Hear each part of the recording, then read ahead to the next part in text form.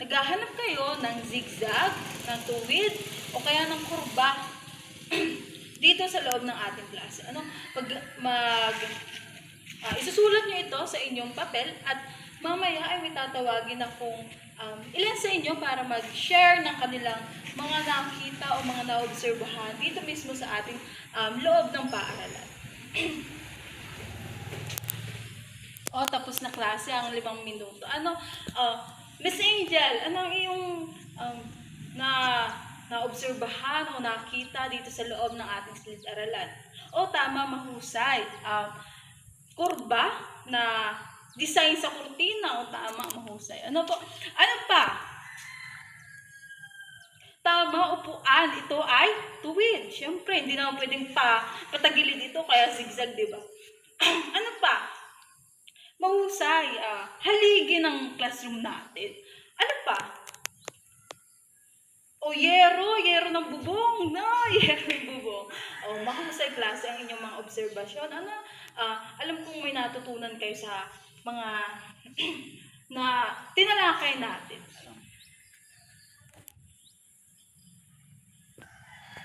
Ngayon naman klase, kumuha kayo ng isang buong papel at gumuhit kayo doon kahit anong object ang drawing ninyo. Basta mapapakitaan ng 3 uri ng linya. Kahit anong 3 uri ng linya. Pwede kayong gumamit ng kurbada, o kaya naman ng tuwid, o kaya naman ng zigzag. Basta mapapakita doon sa isang structure na yun.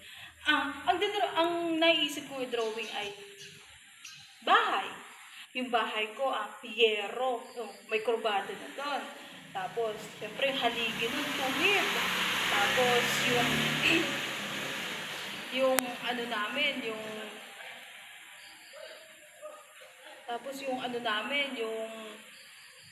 bahay,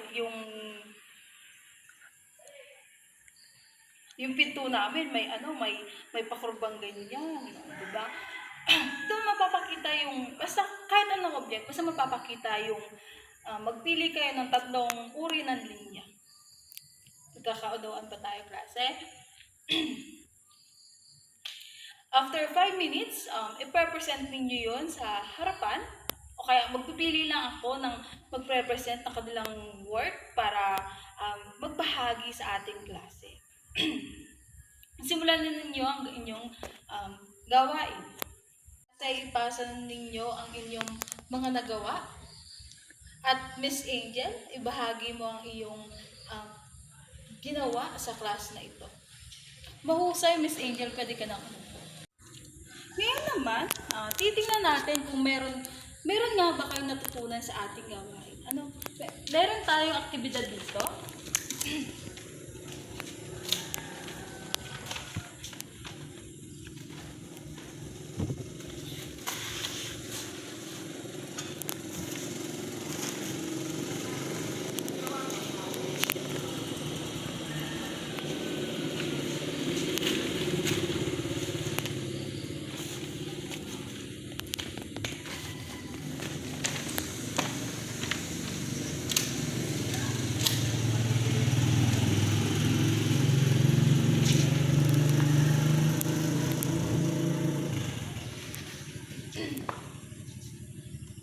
Kilalanin ang mga linya. Isulat ang titik sa patlang. Isusulat ninyo ang tamang sagot, o kaya sagot ninyo sa mga number na ito, sa mga item na meron tayo. Ito naman, lagyan ng check ang linyang tuwid, at sa linyang kurbada naman ay star. Lalagay din ninyo dito yung mga sagot ninyo. Bibigyan ko lamang kayo ng 5 minuto para sagutan ninyo ang ating gawain. Tapos na ang ating binigay sa inyong oras. Ngayon naman sasagutan natin yung mga aktibidad natin. So number 1, ano ito? Tuwid ba to? Kurbo ba to? Pahiga ba to? Putol-putol ba to? O zigzag ito? Mahusay, ito ay linyang putol-putol. Sa number 2 naman, ano ito? Kurba, pahiga, patayo, o zigzag? Mahusay, ito ay linyang pakurba. Number 3. Ano ito? Linyang pahiga ba to? Patayo o zigzag? Mahusay, ito ay linyang patayo. Number 4. Ano naman ito? Ito ba ay zigzag o linyang pahiga? Mahusay. Mahusay, ito ay zigzag. Number 5. Linyang pahiga. Sa activity naman natin. Number 1. Ano ito? Ito ba ay kurba o tuwid? Mahusay, ito ay linyang tuwid. Check. Number 2. Ito ay linyang tuwid pa din. Check. Number 3. Ito ay linyang kurba. Star. Number 4. Linyang tuwid pa din. Check. Dapat nakalagay. Number 5. Kurba. Star. Klase. Paano nga ba nakakatulong sa atin ang linya? Mahusay. Ang linya ay nakakatulong sa atin pang-araw-araw. Lalo na kapag sa kalsada, 'di ba, yung kalsada may mga linya doon. Nakakatulong ito para makaiwas sa aksidente. Ano pa? Tama, mahusay. Ang linya ay nakakatulong upang makagawa tayo ng mga arts o kaya makadrawing tayo.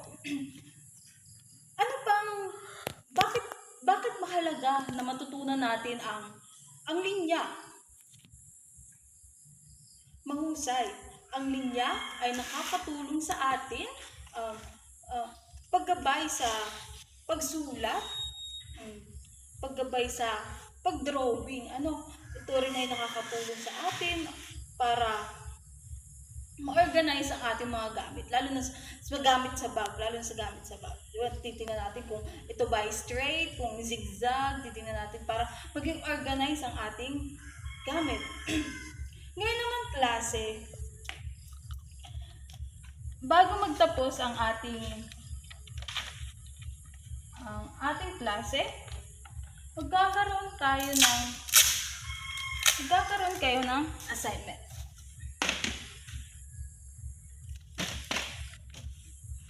Ito ay gagawa kayo ng isang larawan patungkol sa aking araw. Gamit ang tatlong uri ng linya. Gagawin ninyo ito sa inyong bahay. Wag niyong gagawin dito mismo sa ating silid-aralan sapagkat meron pa tayong ibang subject na dapat pagpukusan doon sa oras na yun. Ito ay takdang aralin. Ito ay gagawin sa bahay. Kayo mismo ang gagawa, hindi magulang. Ngayong klase, tumayo tayong lahat. Goodbye, class.